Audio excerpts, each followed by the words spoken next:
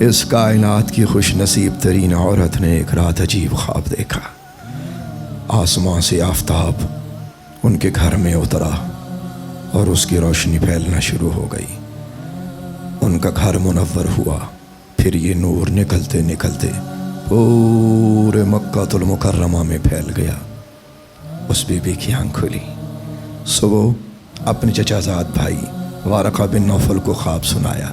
اس نے کہا بہن، اگر تو آپ نے یہ خواب واقعی دیکھا ہے تو آپ کو مبارک ہو کہ آپ سید المرسلین کے نکاح میں آنے والی ہیں۔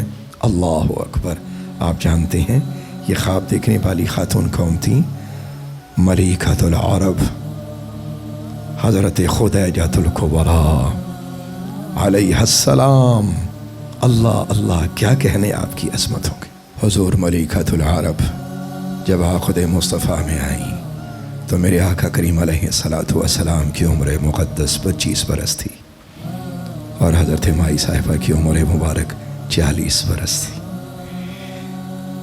آپ کے مقام و مرتبے کو سمجھنے کے لیے ایک حدیث طیبہ آپ کی خدمت میں پیش کرتا ہوں، سماعت کیجیے۔ غار حرا میں سرکار دو عالم علیہ السلام اپنے مولا سے راز و نیاز کے لیے جب تشریف لے جاتے تو حضرت ملیکۃ العرب آپ کے لیے خود روٹی لے کے جاتی، آپ کے لیے کھانا۔ اللہ کی بارگاہ اقدس میں محبت کتنی قبول ہے اس حدیث سے پتہ چلتا ہے۔ میں نے اس حدیث پاک کو بغور پڑھا اور اس پہ توجہ کی تو جو مجھے سمجھ آیا وہ میں آپ کی خدمت میں پیش کرنا چاہتا ہوں۔ ساری کائنات کا مالک خالق کسی کی محبت کو اتنی باریک بینی سے بیان فرمائے، اور وہ بھی جبریل امین کے ذریعے۔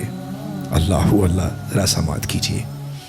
آقا کریم علیہ السلام غار حرا میں جلوہ گر ہیں، حضرت جبریل امین حاضر خدمت ہیں، حضرت مائی صاحبہ روزمرہ معمول کے مطابق آقا کریم علیہ السلام کے لیے کھانا لا رہی ہیں۔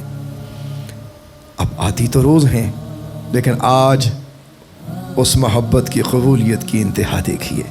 اللہ اپنے حبیب سے اتنی محبت فرماتا ہے کہ جس نے حبیب خدا سے محبت کی اس سے اللہ نے محبت کی۔ سچ ہے کہ محبوب کا محبوب بھی محبوب ہوتا ہے۔ اللہ اللہ۔ سرکار دو عالم علیہ السلام غار حرا میں جلوہ گر ہیں، حضرت جبریل امین نازل ہوئے، عرض کی یا رسول اللہ، آپ کی خدمت اقدس میں حضرت خدیجۃ الکبریٰ آ رہی ہیں۔ ان کے ہاتھ میں ایک برتن ہے، اس میں پانی بھی ہے، اس میں کھانا بھی ہے، اس میں سالن بھی ہے۔ یا رسول اللہ، جب وہ آپ کے پاس آ جائے نا تو ان کو اللہ کا سلام کہیے گا، ان کو یہ فرمائیے گا کہ خدیجہ تمہیں مبارک ہو، کائنات بنانے والا تم کو سلام بھیج رہا ہے۔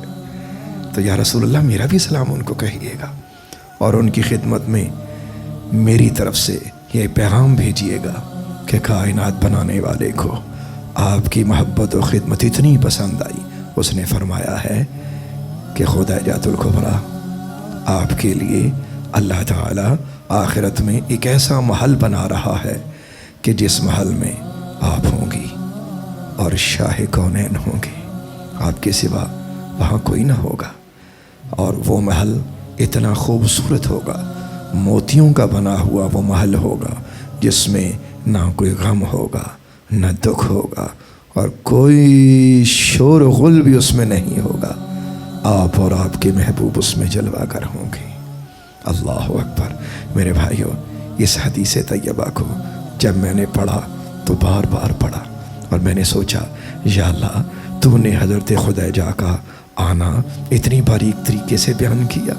یعنی سمپل ایسے بھی بیان ہو سکتا تھا کہ حضرت خدیجہ آ رہی ہیں، میرے حبیب اب ان کو میرا سلام کہیں۔ نہیں، اللہ نے کتنی چیزوں کو بیان فرمایا کہ ان کے برتن کا ذکر فرمایا، برتن کے اندر پانی کا ذکر فرمایا، کھانے کا ذکر فرمایا، کتنی محبت سے اللہ نے اس کا ذکر فرمایا۔ اس کا مطلب یہ ہوا کہ اللہ محبتوں کا سب سے بڑا قدردان ہے۔ حضرت خدیجہ الکبریٰ کا مقام اس سے بڑھ کے کیا ہوگا کہ سرکار دو عالم علیہ الصلوۃ والسلام آپ کے وصال با کمال پر 1 سال غمگین رہے۔ اللہ اکبر۔ اور اس سال کا نام ہی عام الحزن رکھا گیا، یعنی کہ غم کا سال۔ اور آپ کی حضرت خدیجہ الکبریٰ سے محبت کا یہ عالم تھا کہ آپ کی جتنی سہیلیاں تھیں آقا کریم علیہ الصلوۃ والسلام ان کے گھروں میں بھی مختلف کھانے بنا بنا کے بھیجا کرتے تھے۔ کیا محبت تھی آپ کی۔ حضرت خدیجہ الکبریٰ کی اس محبت کو دیکھ کر حضرت سیدہ عائشہ صدیقہ سرکار نے ایک بار عرض کیا کہ یا رسول اللہ، آپ کو تو خدیجہ کے علاوہ کوئی بیوی نظر ہی نہیں آتی۔ اللہ اکبر۔ تو میرے آقا کریم علیہ السلام نے فرمایا عائشہ خدیجہ تھی، وہ ایسی تھی، وہ عبادت میں بے مثال تھی، وہ تقوی و طہارت میں بے مثال تھی۔ تمہیں پتہ ہے کہ اس نے اپنا مال کل مجھ پہ قربان کیا، اور اس نے اس وقت مجھے پہچانا کہ جب مجھے پہچاننے والا ابھی کوئی نہ تھا۔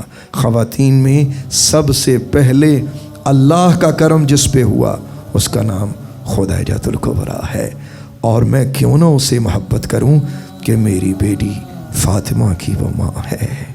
اللہ اکبر۔ میرے بھائیوں، یہاں ایک اور سبق آموز پیغام دینا چاہتا ہوں۔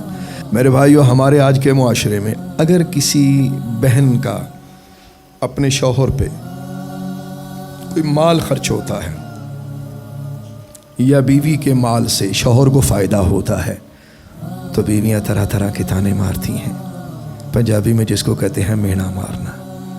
نہ، اور میری بہن اور میری بیٹی، خوش نصیب ہے تو کہ تجھے حضرت خدیجہ الکبریٰ کی سنت پر عمل کرنے کا موقع ملا ہے۔